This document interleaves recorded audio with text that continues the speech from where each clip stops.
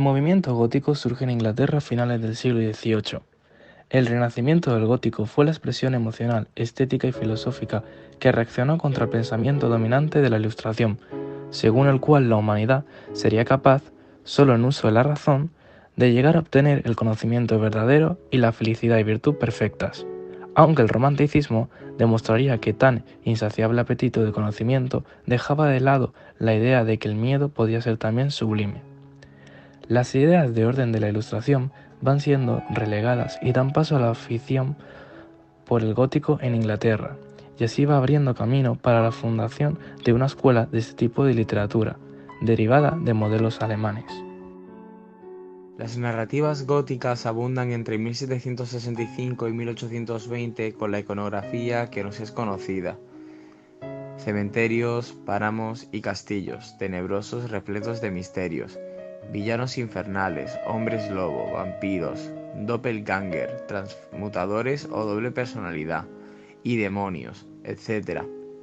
Los ingredientes de este subgénero son castillos embrujados, criptas, fantasmas o monstruos, así como las tormentas y tempestades, la nocturnidad y el simple detalle truculento. Todo ello surgió muchas veces de leyendas populares. La obra fundadora del gótico es El Castillo de Otranto, de Horace Walpole, 1765. Otras obras clave de esta corriente son Vathek, de 1786, de William Bedford, Los misterios de Udolfo, 1794, de Anne Radcliffe, El monje, de Matthew Lewis, publicada en 1796, Melmoth el errabundo, 1820, de Charles Robert Maturin, y manuscrito encontrado en Zaragoza de Jan Potocki. El romanticismo exploró a fondo esta literatura, casi siempre inspiradora de negredor de sentimientos morbosos y angustiantes, que alcanzó su máximo esplendor en el siglo XIX, a impulsos del descubrimiento del juego mórbido con el inconsciente. Los autores del gótico inglés más famosos son Horace Walpole, Mary Shelley, Anne Radcliffe, Bram Stoker, Matthew Lewis, John William Polidori, Oscar Wilde, Henry James, Robert Louis Stevenson, William Beckford, William Godwin, Emily Blount, Percy Bysshe Shelley, Clara Reed, Sophia Lee, Arthur Mitchell, James, Charlotte Brontë, William Hope Hudson, James Hope. Una de las novelas más famosas del gótico inglés es Drácula, publicada en 1897 por el irlandés Bram Stoker, quien ha convertido a su protagonista en el vampiro más famoso de todos los tiempos. Se dice que el escritor se basó en las conversaciones que mantuvo con el erudito húngaro llamado Arminius Bamberi, quien le habló de Vlad Draculea. La novela, escrita de manera epistolar, presenta otros temas, como el papel de la mujer en la época victoriana, la sexualidad, la inmigración, el colonialismo o el folclore. Como curiosidad, cabe destacar que Bram Stoker no inventó la leyenda vampírica, pero la influencia de la novela ha logrado llegar al cine, al teatro y a la televisión. Desde su publicación en 1897, la novela nunca ha dejado de estar en circulación y se suceden nuevas ediciones. Sin embargo, hasta 1983 no abandonó el terreno marginal de la literatura sensacionalista para incorporarse a los clásicos de la Universidad de Oxford.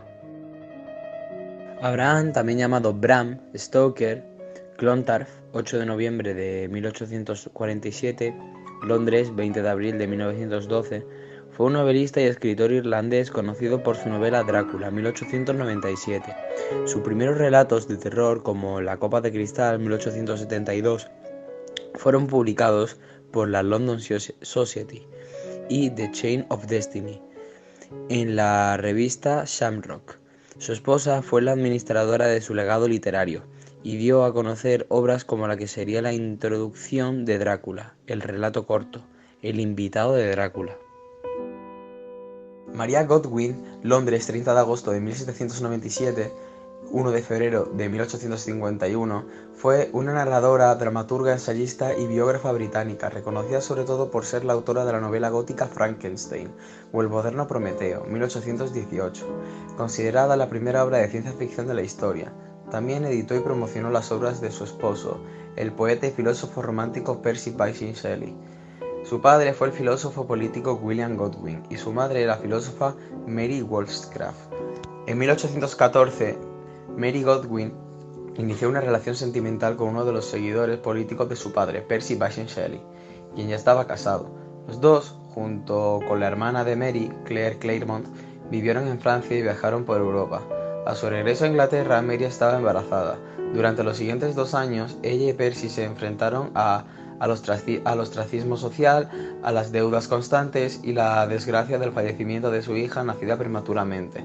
Se casaron a finales de 1816, tras el suicidio de la primera esposa de Percy Shelley, Harriet. En 1816 la pareja pasó un verano con George Gordon Byron, John William Polidori y Claire Clairmont, cerca de Ginebra, Suiza, donde Mary concibió la idea para su novela Frankenstein.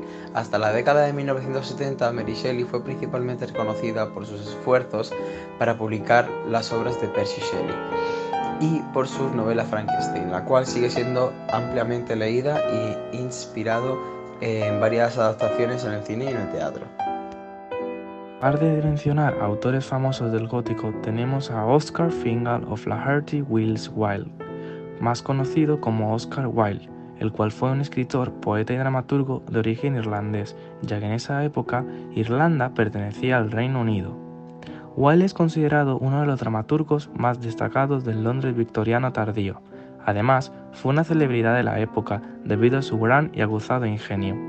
Hoy en día es recordado por sus epigramas, sus obras de teatro, su única novela El retrato de Dorian Gray y la tragedia de su encarcelamiento, seguida de su muerte prematura. En el apogeo de su fama y éxito, mientras su obra maestra, La importancia de llamarse Ernesto, seguía representándose en el escenario, Wilde demandó al padre de su amigo y amante Alfred Douglas por difamación, al haber sido acusado de homosexualidad.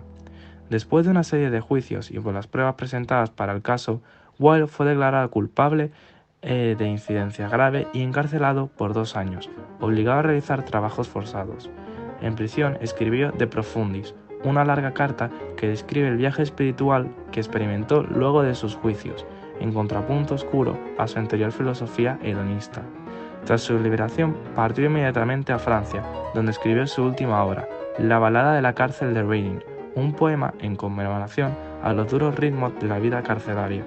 Murió indigente en París, a la edad de 46 años.